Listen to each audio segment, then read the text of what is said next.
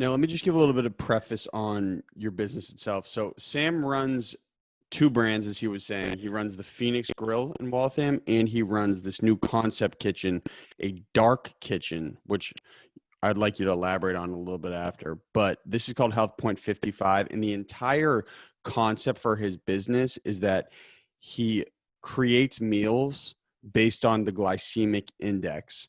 And so, Sam, I think a good segue for everyone to understand what that means is you to just kind of describe what the glycemic index is, how it works, and why you did this. Sure. So just a quick background. So first, we created the Phoenix Mediterranean Kitchen. Again, I believe in Mediterranean food. I believe it's healthier. It has a ton of great oils, a lot of veggies, proteins, obviously. So the Health Point 55 was envisioned as even healthier take on food, and the entire concept is low glycemic, meaning low on sugar impact.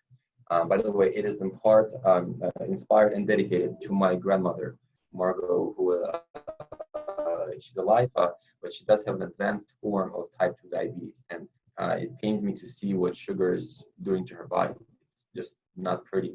So and that motivated me and my team to put together, do a lot of research.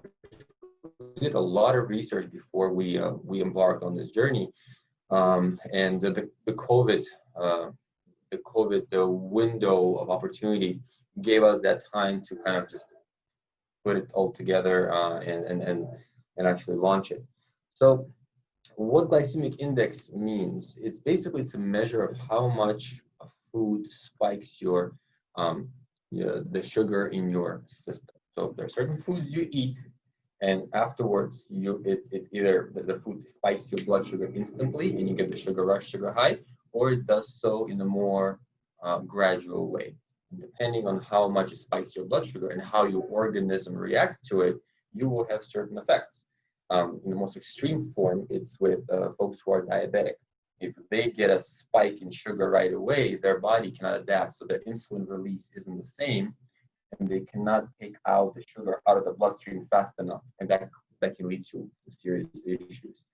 So that's why for diabetics, you want to eat food that does not spike your blood sugar. So no white rice, no white breads, pastas. So very limited what they can do. But what we're kind of taking this concept and saying, hey, being low on sugar is actually good for everybody because there's so much sugar everywhere. It's in abundance. It's in our ketchup now. The devil, dude. It's in our sodas. It's in our breads.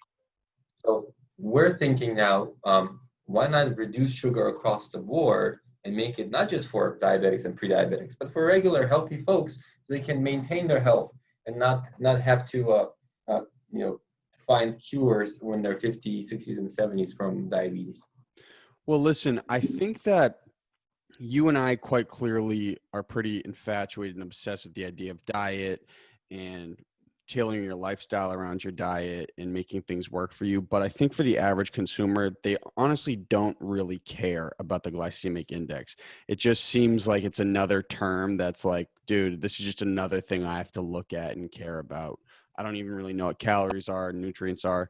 But I think what's most relevant to most consumers is like what a low glycemic diet could do for you is that like 2 o'clock, 3 o'clock meal window after you eat lunch. If you eat low glycemic, you won't ever have a crash and you'll have a sustained energy throughout the day, correct? You have less of a crash, absolutely. Present